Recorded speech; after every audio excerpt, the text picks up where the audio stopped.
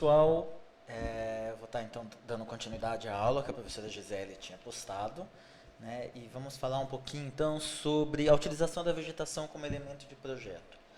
Bom, como a gente tem discutido, e a gente já está no paisagismo 3, além de todos os outros elementos que a gente trabalha na composição da paisagem, o elemento vegetal é extremamente importante. E não muda muito, não existe um tipo de vegetação diferente para paisagismo 1, 2 ou 3, né? E sim a sua utilização da mesma forma. Então eu vou estar tentando trabalhar alguns assuntos aqui, alguns dos quais vocês já viram, mas talvez tentar trazer para vocês uma outra abordagem, né? E voltada especialmente mais do que indicar espécies, indicar tipos de plantas, que nem vai ser pedido nesse nossa disciplina que é planejamento, mas é indicar principalmente a questão dos tipos vegetais, né? E como a gente pode aplicá-los, uma vez que os estudos preliminares, os planos de massas, devem ao menos indicar qual é a tipologia vegetal, né? Se a gente vai usar um piso vegetal, onde tem um grupo arbóreo, onde tem um grupo arbustivo, ou seja, criar realmente essas massas, esses volumes dentro da nossa composição paisagística.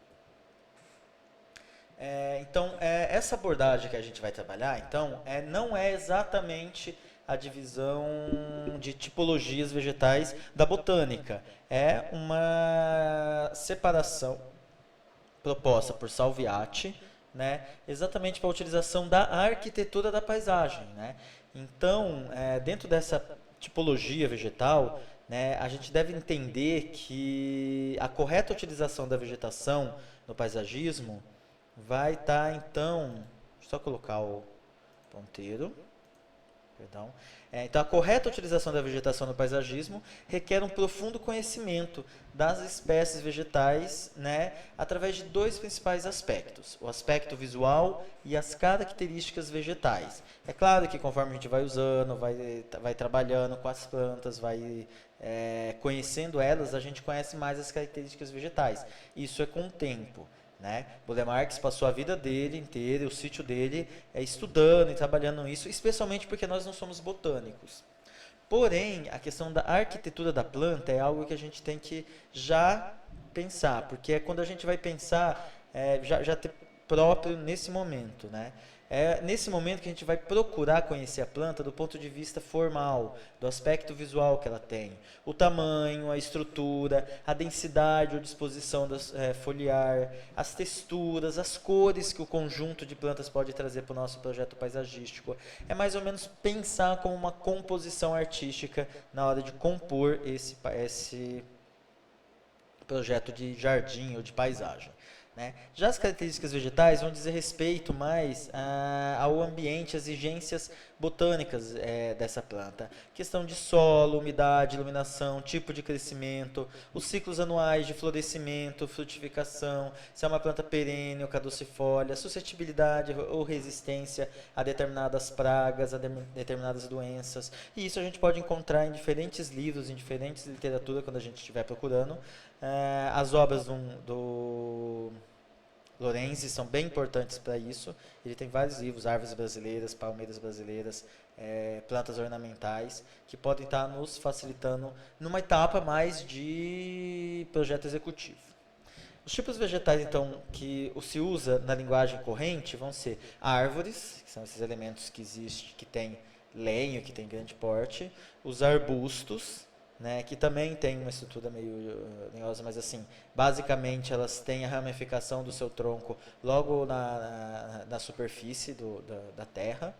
Né? As trepadeiras que não têm uma estrutura própria que se mantém, mas elas então depende de algum outro tipo de estrutura, de suporte, de tutela para manter sua estrutura. E as ervas ou herbáceas, né, que são essas plantas que não têm lenho. Lenho é aquela estrutura do caule da planta que produz lenha, né, que a gente pode pensar, que tem casca, que tem uma estrutura autoportante, que pode manter realmente a estrutura dessa planta e a longo prazo, né, criando essa casca, um tecido vascular da planta, produzir lenha. Né? As árvores são exemplos de plantas de tronco lenhoso. É muito comum então, a gente utilizar no projeto paisagístico, ao menos nesse primeiro momento inicial dos estudos preliminares, do anteprojeto, do estudo de massas, esses tipos vegetais propriamente dito. Então, escolher qual tipo eu vou usar em cada lugar. Este modo abstrato de trabalhar com a vegetação facilita muito tanto a estruturação plástica quanto o ordenamento da paisagem, que é o que a gente quer nesse primeiro momento, do master plan, né, do plano de massas. Né?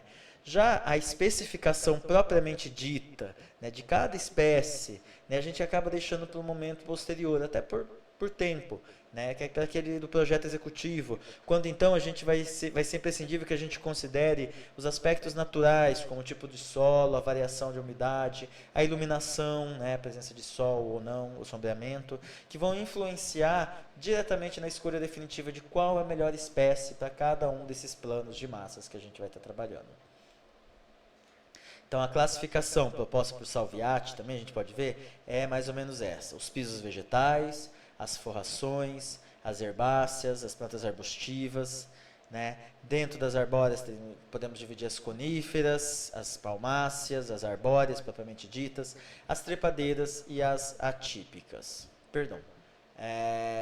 A categorização desses tipos permite, então, uma abordagem gradual de estratos na nossa composição do projeto paisagístico, trabalhando inicialmente com os aspectos mais gerais, de forma, volume, até aos poucos, né, os mais particulares e detalhados, que é a especificação da espécie propriamente dita.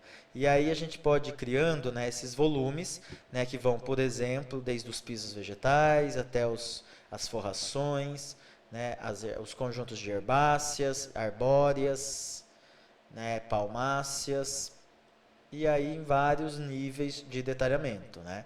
Aqui, então, esses níveis, esses estratos da vegetação, e aí a gente pode compor com isso também, além dos pisos vegetais, das herbáceas, dos arbustos, também os pisos propriamente ditos e os espelhos d'água, os corpos d'água, a utilização de outros elementos também nessa composição.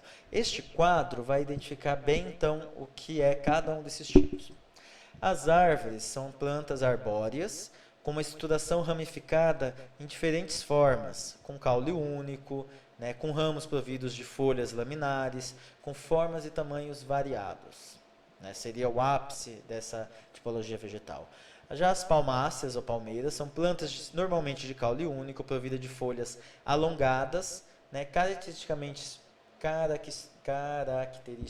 pinadas, inseridas em roseta. Então, imagine como se fosse uma rosa toda saindo do mesmo ponto, as palmeiras todos conhecem, que estão normalmente localizadas na extremidade do caule. Já as coníferas são plantas arbóreas, em geral de grande porte, como o pinheiro do Paraná, a araucária, que é com uma estrutura monopodial, então normalmente tem um caule vertical com ramificações laterais, não forma essa copa tão volumada como as arbóreas, né? E uma copa normalmente cônica, né? Com aquele formato cônico. As folhas, né? Com forma de acículas ou lâminas estreitas ou escamas. Um outro tipo de vegetal seriam as trepadeiras, que são plantas de caule não autoportante, ou seja, que elas não se sustentam e que crescem, portanto, apoiadas em outras estruturas, um pergolado, um tutor ou a própria parede. Né? Ou outras plantas, às vezes, também. Né? As plantas arbustivas, os arbustos são plantas de caule não resistente, né? São plantas de porte herbáceo, né? Não tem lenho, com estrutura raramente acima de 1 metro, mas podendo chegar até 6. As herbáceas, que são plantas erguidas, normalmente até 1 metro de altura, excepcionalmente pode atingir uma altura de um arbusto, com caule completamente herbáceo, ou seja, o arbusto tem um caule, às vezes meio parecido com caule lenhoso. Né? Já as herbáceas não, é um caule que não produz lenho, não tem aquela casca, ele é um caule não muito resistente. As forrações também são um tipo de planta herbácea, normalmente rasteiras, geralmente elas criam grandes comunidades densamente enraizadas, com altura de até 30 centímetros, mais de 30 centímetros até 1 metro seriam herbáceas, propriamente ditas, e que não admitem pisoteio. Né? Essa é a diferença, por exemplo, das forrações para os pisos vegetais, que são plantas herbáceas, rasteiras, normalmente providas de rizomas ou estolões, né, são fortemente raizadas e são muito resistentes ao pisoteio, admitindo, portanto, podas rentes ao solo, que são o piso vegetal, que são os principais tipos de gramado, por exemplo. Né? A utilização dessas diversas tipologias, quando a gente vai compor uma paisagem, né, visa criar ambiências atrativas para esse espaço. Né? Nesses estudos preliminares, nesses anteprojetos, como a gente está trabalhando agora, o Master Plan, já devemos determinar, então, mesmo que as espécies ainda sejam deixadas ao projeto executivo, a gente tem que determinar, então, quais são os tipos, porque a gente está conformando esse espaço. Né? Juntamente, então, com a quantificação de mudas, vai ficar para o projeto executivo. É importante criar, então, uma representação gráfica. Aqui tem alguns exemplos, né, de que tipo, se fosse desenho à mão, de representação que eu posso ter para o piso vegetal, forrações, herbáceas, arbustos, para as trepadeiras, as coníferas, né, as palmáceas e os elementos arbóreos. Né, para que apresente, então, qual é a ideia de espaço que eu estou criando. Falando então um pouquinho das arbóreas. São plantas então que representam o clímax da realização da natureza dentro do mundo vegetal. Normalmente as espécies são de grande porte, podendo atingir até 100 metros de altura, como as sequoias. Impressionam pela perfeição e clareza da sua estrutura, né, e pela mágica profusão de folhas, né, então formando essas copas de diferentes formatos. Se distribuem sempre em busca da luz solar, né, em permanente mobilidade, causada pela agitação do ar. Então, são plantas que trazem movimento, além da água, por exemplo, para o nosso projeto de paisagismo. Se distribuem, elas formam, então, as suas copas, integram um constante jogo de luz e sombra, de tonalidades diversas, de contrastes, né? Podem trabalhar com plantas que são caducifólias, então elas são extremamente plásticas quando perdem as folhas e trazem sombreamento no momento que elas têm as folhas, como o verão, e se multiplicam normalmente, e essas texturas, esses movimentos, esses contrastes podem se modificar nos meses do ano, durante o dia, durante as estações. Lembrando então, as arbóreas são estruturas, elas podem estruturar o próprio espaço, né, criando então maciços vegetais. Elas podem proporcionar abrigo, proteção das intempéries. Elas então também servem como referência e marcação do espaço, como por exemplo na arborização urbana. A gente pode pensá-las como verdadeiros tetos vegetais. Então, se a gente for pensar o espaço paisagístico, a gente pode pensar o piso vegetal como solo, né, os troncos ou então paredes ou trepadeiras ou grupos de arbustos como as paredes, e a copa das árvores, das palmeiras, como tetos vegetais, fazendo, né, sombreamento. Né? Então, isso dependendo da porte e da forma que elas têm. Em relação ao porte, a gente pode diferenciar tanto a altura da planta, né, de grande, médio e pequeno porte, quanto o diâmetro. Essas são algumas medidas elaboradas de acordo com Salviati, e aí vocês vão ver que cada autor tem um conceito. Mas é importante vocês imaginarem, a gente pode comparar aqui, que tipo de planta, porque com isso também a gente vai saber qual é o distanciamento entre uma e outra. Em relação à forma dessas árvores, né? Então, a forma da árvore, quando estiver plenamente desenvolvida, vai depender de uma combinação de duas variáveis. O tipo do fuste então é o tronco propriamente dito, e a forma da sua copa, que está associada à estrutura e conformação dos ramos, que é essas ramificações do tronco.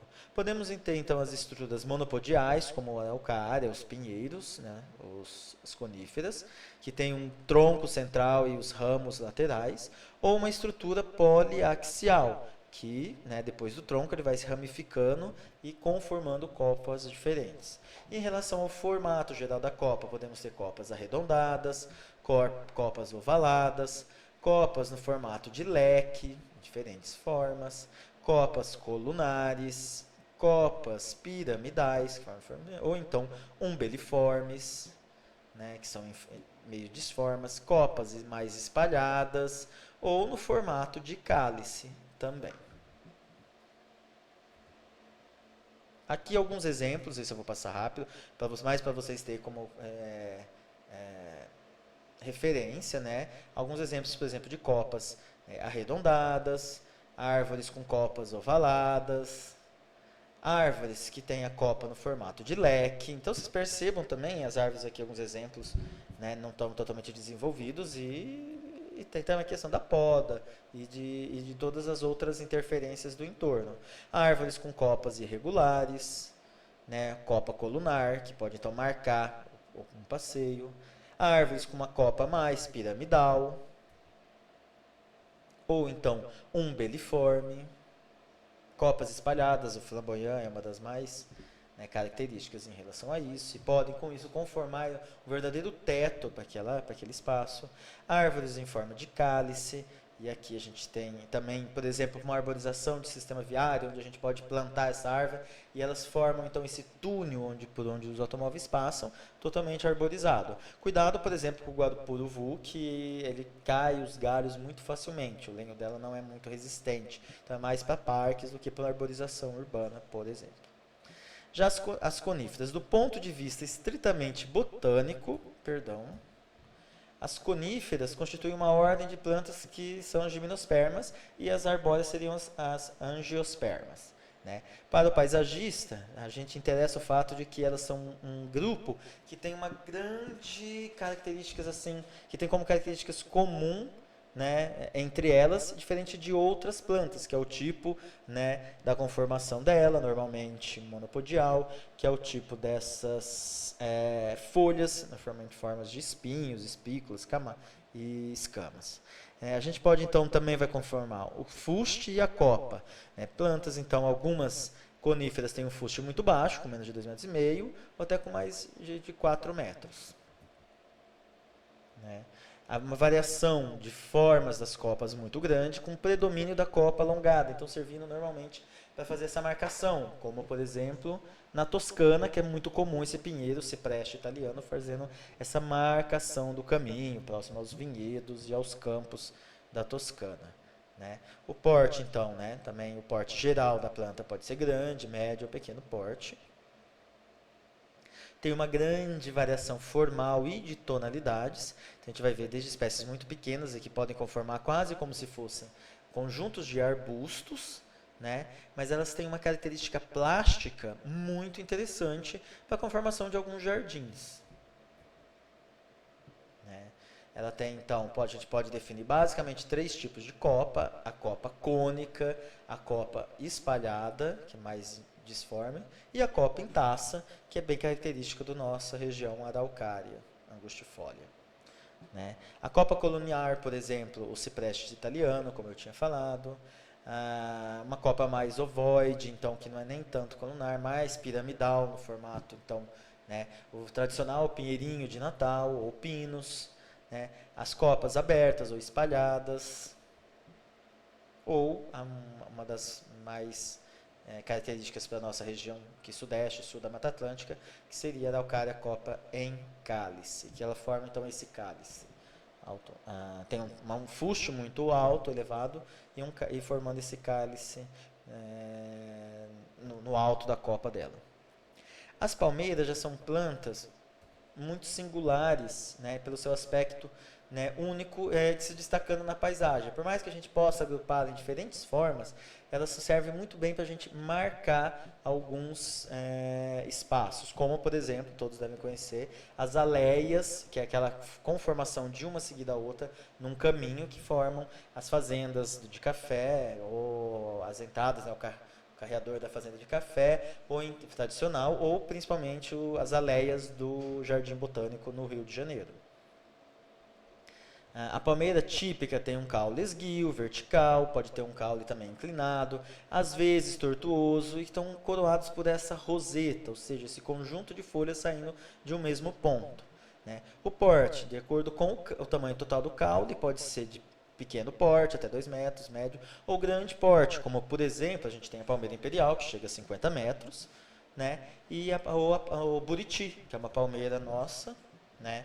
Em vez de ter a palmeira imperial, teria a folha em formato de escama de peixe, né? E já a folha espinha de peixe, perdão, não escama, e já o buriti, que é principalmente do Cerrado brasileiro, dos Alagados, forma então aqueles renques, que são aquele conjunto irregular, né, que acompanha normalmente um agrupamento de um curso d'água, né, e que tem a folha, né, é uma roseta, mas a folha em forma de leque. Acho que tem um exemplo. Também a gente pode ver, além da altura, dividir o porte das palmáceas pelo diâmetro da copa. Né? E a gente vai ver que as de grande porte têm uma copa de 4 metros. Por isso que elas não são nem tão interessantes para o tipo de arborização de sistema viário, porque elas não vão produzir um sombreamento. Né? E algumas cidades, especialmente no interior, têm usado muito, principalmente a palmeira imperial. Né? Aqui alguns exemplos de palmáceas, né, que a gente pode ver, com troncos simples, né, o agrupamento de múltiplos troncos, como por exemplo o açaí, né, os troncos inclinados, como o coco da Bahia, que é bem comum ela ter esse tronco inclinado à procura do sol, ou o tronco dividido, né, que também é mais raro, mas pode acontecer. Aqui alguns exemplos, né, de palmeira imperial, a palmeira azul e a palmeira buriti, né, que foi usada por Blemarques em alguns projetos de Brasília e que é bem típica do cerrado brasileiro. A composição, como eu disse, a gente pode formar aleias, a gente pode formar renques, que é esse conjunto que não é tão... Aleias, elas são plantadas, né, propositalmente uma em fileira da outra. Os renques, eles conformam esses... normalmente também tem uma conformação linear, mas não tão linear quanto as aleias, e podem ser homogêneos, com um tipo só, né, de árvore, ou heterogêneo. Os maciços, então, quando formam um grande conjunto, e que podem formar também bordaduras, né, de canteiros, ou então grandes canteiros, dependendo do tamanho e do porte dela. Né. Né, Inhotim, tem algumas fotos dele aqui, ele tem uma maior conjunto, acho que, de palmáceas do mundo, né, que é um jardim, é um parque, jardim botânico e museu ao mesmo tempo, e lá dá pra gente observar diferentes conformações desses grupos e agrupamentos de palmáceas. Um outro tipo vegetal são as trepadeiras.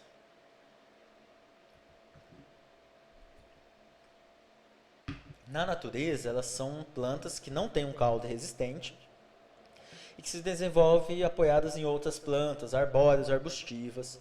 Né? No caso, para a gente normalmente pode usar tutores, pode usar pergolados, e com isso, né, criar, através dessas estruturas simples, leves, flexíveis, né, também verdadeiros tetos vegetais, espaços para as pessoas estarem dentro. São plantas, então, que não têm uma morfologia definida, são polimórficas, não tem um caule resistente, porém não é autoportante, né? Então deve estar normalmente apoiado numa cerca, num muro, numa treliça ou numa outra planta. O porte, a gente vai pensar a altura total e a extensão dela. Então, que os ramos dela podem chegar até 3 metros, são pequenas, de 3 a 6 médias, ou então grandes e longas, que são aquelas, né, trepadeiras com mais de 6 metros de ramificação.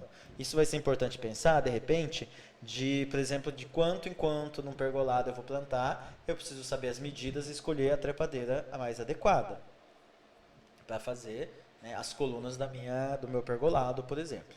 Né, produzem, então, estruturas simples, leves e flexíveis, como a gente falou, desenvolvem de modo lento, porém visando alcançar a luz solar. Então, sempre pensando que elas vão procurar, né, aonde tem luz. Não adianta eu querer tutoriar ela para a sombra, porque os ramos dela sempre vão procurar a luz.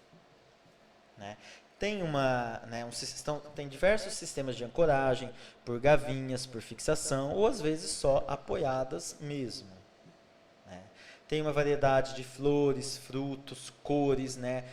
Por exemplo, a videira é um exemplo dela, o maracujá também, que tem a flor da paixão, né? Que é extremamente importante.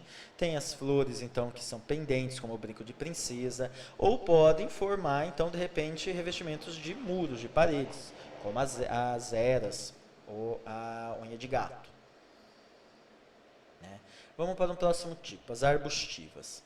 Os arbustos, então, formam um conjunto de plantas bem característicos, que são bem relacionados com a árvore, como se fosse uma árvore de pequeno porte, digamos assim, né? O tronco não é lenhoso, mas ele apresenta algumas características de uma casca, podem apresentar. Normalmente, de 1 a 6 metros de altura e, principalmente, né, se caracterizam diferente da árvore por terem as suas ramificações a partir do nível do solo. É claro que a gente pode, através de poda, como a gente vai ver alguns exemplos, né, dar um aspecto mais de fuste e copa. Né? São árvores perenes, têm um longo período de vida, diferente às vezes das herbáceas, que você tem que ficar mudando. Né? Enquanto as herbáceas têm folhas de grandes proporções, folhas grandes, né? Normalmente as folhas dos arbustos são pequenas, como as das árvores, né? E no caso dos arbustos, diferente das árvores, a gente vai encontrar folhas variegatas, coloridas e manchadas, diversos matizes. Variegatas são aquelas folhas verdes com varizes brancas, né? Com 2 tons, branco e verde normalmente, 2 tons de cor. Tem relação à copa do arbusto de grande porte, 1,5 m ou menos de 1 metro, de pequeno porte, entre eles médio porte. Né? Na representação gráfica eu posso utilizar diversos tipos de arbustos, né, de conformações, depende muito da natureza dele. É legal que a gente procure um desenho que pareça um pouco com aquele tipo de característica que eu quero dar para aquele espaço. Né? Eles são extremamente úteis para conformar então, divisórias, canteiros, bordaduras, maciços, né?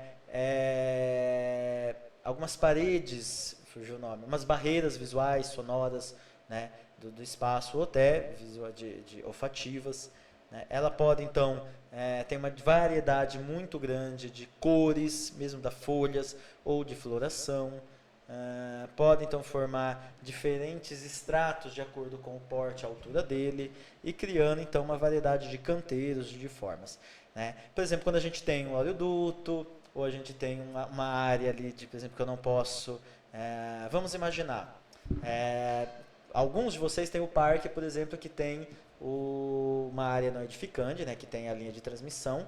Então, de repente, eu posso querer criar usos dos dois lados e não naquela zona não edificante. Perfeito. E aí eu não quero que as pessoas passem o tempo todo por esse espaço, só em algumas passagens. Como a gente já falou que isso pode acontecer. Então, eu posso criar canteiros com arbustos que as pessoas não vão passar naquele lugar. Né? Tem uma relação visual com o espaço, arbustos e herbáceas, e eu não tenho eu dificulto a passagem das pessoas, perdão. Como eu falei, elas são resistentes, elas não têm um tronco único, mas eu posso, por meio de poda de condução, como no caso dessa murta de cheiro, né, dar um formato de árvore. A resedar é outra árvore também que tem esse formato. E que às vezes as duas são usadas, inclusive, para arborização em vias que tem pequeno espaço para as árvores. Né? Arbustos que possuem uma volumetria que se assemelha às espécies mais herbáceas, sem conformar exatamente esse tronco mais rígido, né? E a diferença das elagens é porque o arbusto tem um certo tipo de lenho, por mais que não forme exatamente madeira, e as herbáceas não o possuem. Eles podem ser plantados próximo a outros grupamentos vegetais, podem formar maciços de folhas densas, ou então de folhas mais ralas, criando esses maciços de folhas densas de verdadeiras barreiras espaciais. Por exemplo, quando eu morava em Praia do Leste, tinha um parque que foi criado e tinha do lado o parque era do lado da estação de tratamento de esgoto. E aí tinha o cheiro, tudo, então tinha um maciço de árvores, né, de arbustos entre os dois que podiam criar. Eu não posso garantir para vocês que tinham uma barreira também de cheiro, que você pode colocar algumas plantas que amenizam o cheiro, porque eu não tenho olfato, então não sei, mas visualmente ela cumpria a sua função de barreira. Né? E aqui alguns exemplos, eles podem então obstruir, né, delimitar espaços sem obstruir a visão entre um e o outro, que é tão importante às vezes num parque, para a relação da segurança. Tem uma grande variedade de flores, né, de cores, de texturas, então posso fazer uma composição muito importante, muito rica para o meu projeto. E aí eu posso estar criando diferentes desenhos nesse plano de massas, que são arbustos, pensando que eles vão ter aí entre 1 metro até 6 metros de altura, né? E de repente posso criar diferentes desenhos nesse primeiro plano de massa e depois eu escolho o arbusto, né? Posso até colocar cores nesse momento para diferenciá-los e depois eu escolho a composição mais rica, né? Que vocês vão fazer esse trabalho, né? Mas que eu poderia fazer no desenvolvimento. Em relação às herbáceas, são comumente definidas como plantas que apresentam um caule completamente desprovido de lenho, né? Ou seja, ela não tem resistência. Mas essa definição está longe de fazer justiça para essas plantas. Na verdade, elas se diferenciam das outras mais pelo porte delas, especialmente das arbóreas e das arbustivas, e também, né, pela estrutura, né, e conformação delas. Ela tem essa estrutura, mas que não é tão... os arbustos e as arbóreas têm uma estrutura parecida com a estrutura de árvore, de tronco e ramificações. No que diz respeito ao paisagismo, a gente pode dividir as plantas herbáceas em 3 grupos principais, né? As herbáceas propriamente ditas, as forrações e os tipos vegetais. Como eu disse, né, basicamente a principal diferença é que o piso vegetal, como as gramas, elas são resistentes ao pisoteio, as forrações, como a grama preta, não é resistente ao pisoteio, e as herbáceas têm uma estrutura um pouco maior, normalmente florida, mais de 30 centímetros, e também não vão ser resistentes ao pisoteio, podem conformar, então, esses canteiros. As herbáceas, aqui alguns exemplos, ela pode de piso vegetal, então como eu posso representar também no desenho, no perfil, né, que eu vou estar fazendo, né, são então exuberantes visualmente, tem uma variação cromática muito grande, eu posso conformar diversos canteiros, diversos maciços, diversas marcações e elementos pontuais ou não na paisagem, criando aqui uma infinidade de cores, frutos. Não são plantas perenes, então muitos desses canteiros precisam ser renovados constantemente, né? Outra tipologia que a gente pode colocar seriam as atípicas. Basicamente são plantas que não se encaixam em nenhum outro tipo, né? Tem características de 2 ou mais tipos, né? E a gente pode então diferenciá-las aqui em algumas tipologias, de algumas famílias. E aí um mesmo tipo, por exemplo, as cactáceas, ou mesmo grupo, tem espécies de famílias diferentes, como suculentas, né? Mas que guardam relações entre si. A gente então vai poder diferenciar aqui, por exemplo, bambus ou gramíneas altas, né? Que são um tipo de plantas atípicas, né? As bromélias, as dracenas, as agáveas, as iucas, que têm essa relação, então, quase como uma rosácea. As suculentas ou cactáceas, aqui um rabo de burro, né? Ou também o dedinho de moça, né? Que então essa relação dessa folha grossa, onde que acumula água. Samambaiaçus, as cicas, né? Que são plantas, né, pré-históricas e que tem esse formato. Samambaiaçu ou a cica falsa tem esse forma mais esse tronco, a cica verdadeira já não, mas tem também essa formação das folhas em rosáceas. As bananeiras, as helicônias, que formam esses maciços e tem uma riqueza muito grande de floração. Os filodendros, né, que tem então essa estrutura quase como se fosse uma trepadeira, no sentido que esse caule às vezes pode estar se tutoriando em outras plantas e tudo mais, subindo em outras plantas, mas tem essa estrutura então da folha bem marcada, né? E que o Burle Marx usou tanto no paisagismo, introduziu no paisagismo. As aquáticas, então, que basicamente elas podem ser só flutuantes, ou então elas podem ser plantadas no fundo, e como, por exemplo, a Vitória Régia ou a Ninféia, que são plantadas no fundo, mas elas ficam na superfície.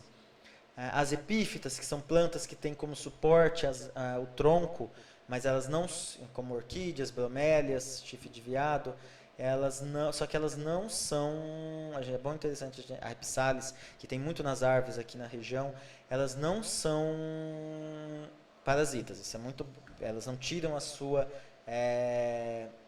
alimentação das árvores que tutoram ela, e sim do próprio orvalho, da água, por meio das suas raízes.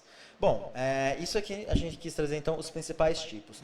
Quando vocês vão fazendo então esse projeto, né, esse planejamento da paisagem, vocês precisam definir quais esses tipos de planta vocês vão utilizar, de preferência que vocês definam de todos eles, porque exatamente a conformação do volume, da cara, né, na hora do projeto final disso. Professor, eu não sei qual é a aquática, mas eu quero colocar, e posso fazer algum tipo de representação, uma aquática dentro desse espelho d'água.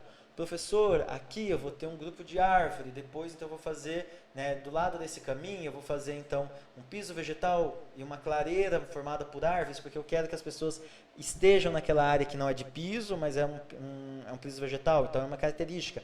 Já do outro lado, eu não quero que as pessoas passem, então eu tenho uma forração, depois eu tenho outro extrato de herbácea, depois arbustos e a conformação de um maciço arbóreo. Ou então, em outro ponto, eu tenho árvores, ou eu tenho palmáceas que vão marcar uma leia, um caminho.